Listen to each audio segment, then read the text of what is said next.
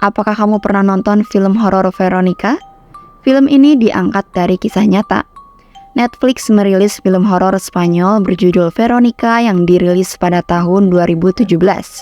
Kisah ini datang dari sebuah kasus dan menjadi peristiwa yang menyeramkan yang pernah terjadi di Spanyol. Kasus ini dinamai The Velquez Case, kisah nyata yang dialami oleh seorang yang bernama Estefania Lazaro dan keluarganya pada tahun 1991.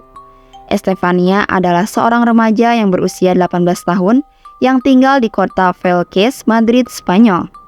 Estefania memiliki kebiasaan yang sebelumnya tidak diketahui oleh orang tuanya. Estefania hobi membaca buku yang berbau okultisme, spiritualisme, dan pengajaran-pengajaran aneh yang kemudian membawa bencana untuk keluarganya. Lalu pada suatu hari, Estefania dan teman-temannya memutuskan untuk bermain papan Ouija di sekolah mereka. Mereka berusaha menghubungi arwah teman mereka yang telah meninggal. Namun, ritual tersebut berjalan tidak seperti yang diharapkan. Ide pemanggilan arwah ini dari Estefania sendiri. Dirasa tidak berhasil, tetapi ada kejadian aneh setelah mereka bermain Ouija. Menurut teman-temannya, waktu itu mereka melihat ada kepulan asap hitam yang melayang sebentar di atas papan itu. Lalu anehnya asap itu hanya mengarah ke Estefania dan Estefania menghirup asap itu melalui mulut dan hidungnya. Mereka pun tidak tahu asap itu muncul dari mana karena tiba-tiba muncul secara misterius. Dan setelah itu, Estefania tiba-tiba mengalami serangkaian teror supranatural yang menakutkan.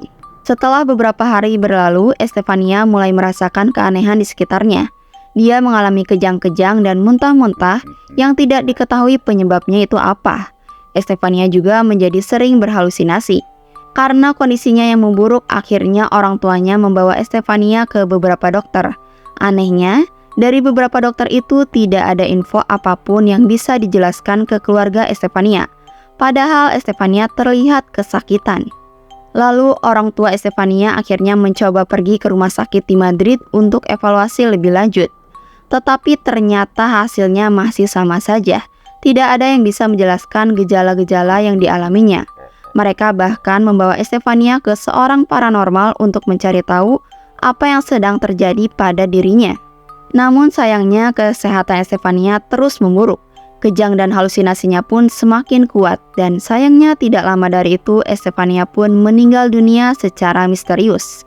Estefania berjuang selama 3 minggu yang akhirnya seorang pekerja rumah sakit menemukannya sudah tidak bernyawa di tempat tidur.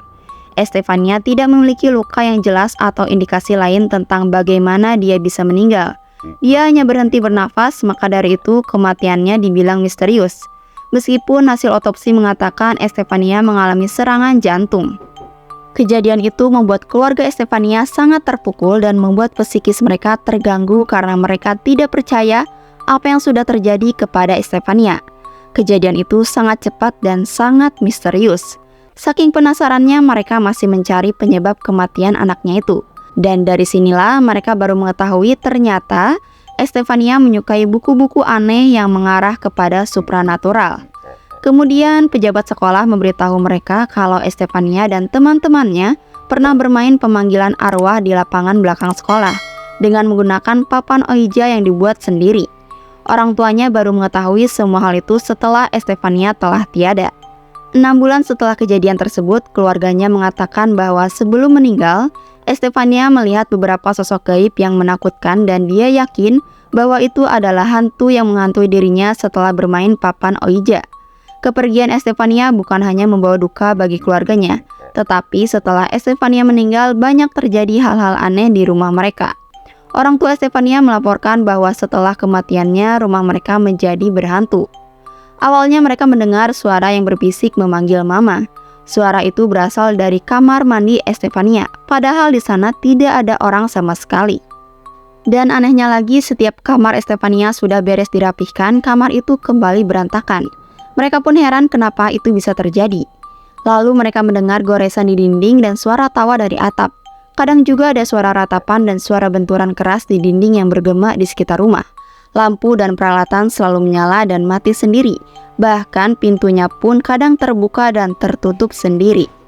Kejadian yang paling misterius di rumah mereka adalah pada suatu hari suara pintu seperti didobrak kencang Itu membuat foto Estefania jatuh ke lantai. Ketika ibunya ingin mengambil foto itu, secara tiba-tiba foto itu terbakar persis di bagian wajah, tapi bingkainya tidak rusak.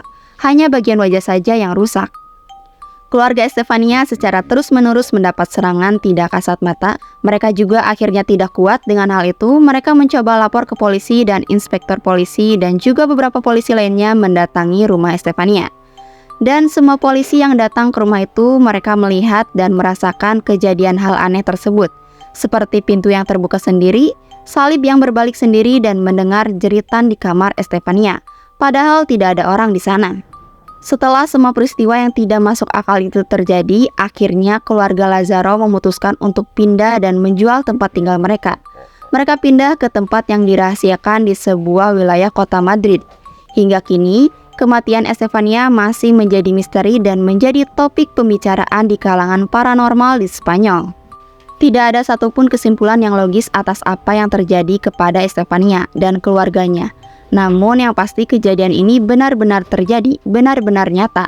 Dan hingga kini, kasus The Velkez Case merupakan satu-satunya peristiwa supranatural yang didokumentasikan dan diarsipkan secara resmi oleh kepolisian Spanyol. Kisah Estefania dan keluarganya yang misterius dan menyeramkan inilah yang kemudian diangkat ke layar lebar dalam film Veronica. Meskipun kejadian yang ditampilkan di film tersebut sangat berbeda dengan kisah aslinya, ya maklum saja ya guys, namanya juga film, harus ada seram-seramnya. Yang pasti kejadian itu dari kisah nyata dan benar-benar terjadi. Yang belum nonton, sok langsung nonton aja, judulnya Veronica. Oke guys, jangan lupa klik subscribe. Sekian video kali ini, terima kasih yang udah nonton, sampai jumpa di video selanjutnya. Bye-bye!